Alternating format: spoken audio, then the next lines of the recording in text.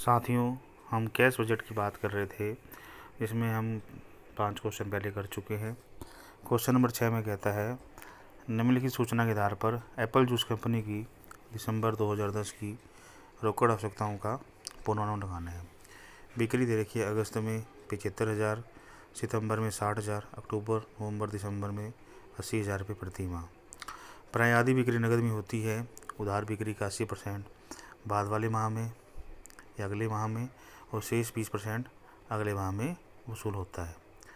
5% का नकद बट्टा प्राप्त करने की दृष्टि से सेब सदैव नकद खरीदे जाते हैं। अंतिम तिमाही अक्टूबर दिसंबर का क्रय बजट 4,000 टोकरियाँ प्रति माह 10 रुपये प्रति टोकरी है। अंतिम तिमाही में मजदूरी का वेतन का बजट 15,000 रुपये प्रति माह है। नकद व्यय के बारे में कहता है 13,500 रुपये और ह्रास के बारे में 18,000। इसके अलावा विक्रय व्यय 9,000 रुपये, कार्यालय व्यय अक्टूबर नवंबर में 10,000। तो आपको तैयार करना है कैश बजट।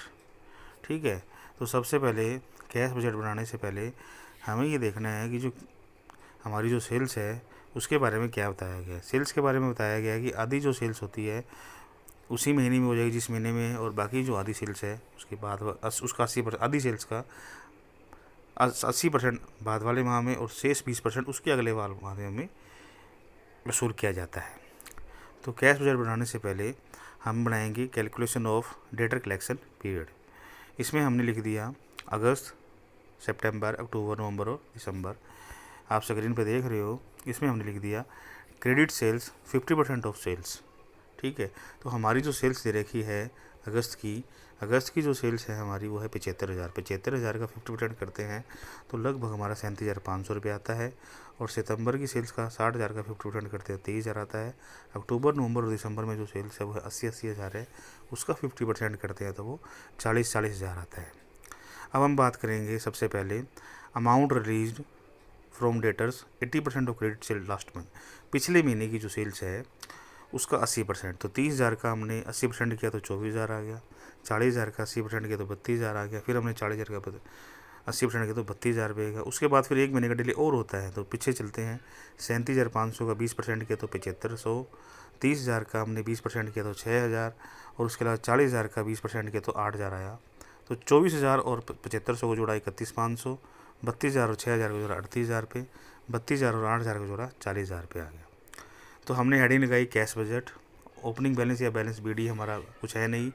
उसके अलावा जो हमें जो दे रखा है वो दे रखा है हमें कैश सेल्स। कैश सेल्स में कहता है 50% सेल्स, जिस महीने की जो सेल्स होती है उसका 50% कैश में होता है। तो कैश सेल्स अक्टूबर की 80,000 का 50% 40,000, नवंबर दिसंबर की भी 80,000 उसका 50% करेंगे 40,000 और 40,000 आएगा।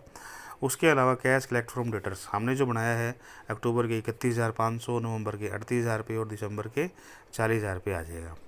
ठीक है, अब उसके बाद हम बात करते हैं पेमेंट की। पेमेंट की बात करने के लिए सबसे पहले हमें देखना पड़ेगा परचेज के बारे में। परचेज में क्वेश्चन में कहता है कि 5% का नगद बट्टा प्राप्त करने की दृष्टि से सदैव नगद खरीदे जाते हैं। अंतिम तिमाही में अक्टूबर, नवंबर, दिसंबर का क्रय बजट 4,000 टोकरी प्रति माह 10 रुपये है।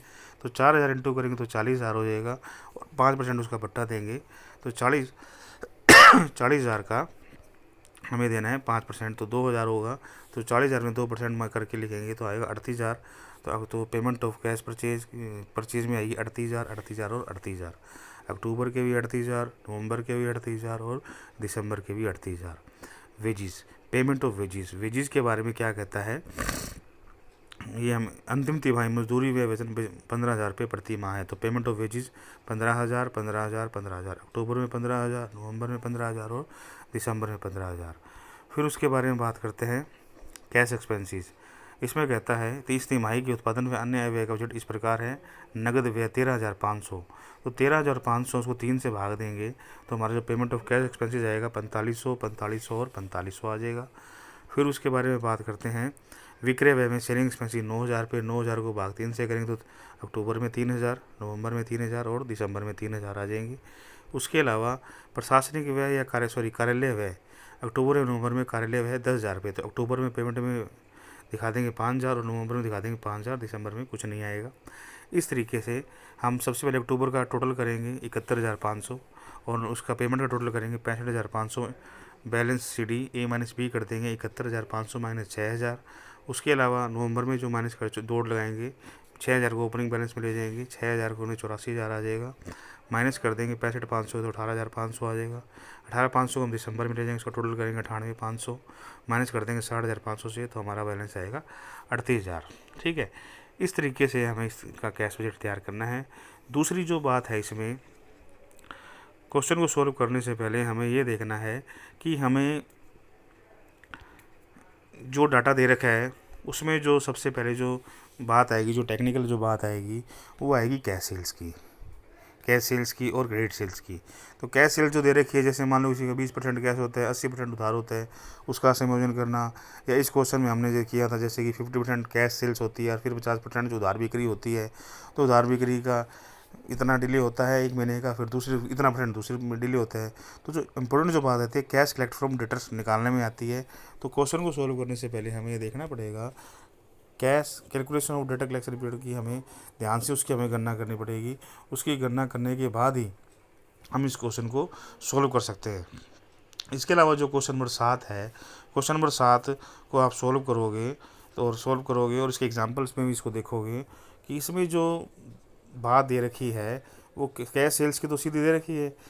ठीक है, कैश सेल्स के बारे में तो कोई किंतु परंतु नहीं है, लेकिन जो क्रेडिट सेल्स है उसके बारे में वो आपसे कहेगा कि उधार बिक्री होती है उसका 50% उसका अगले माह में, और उधार बिक्री का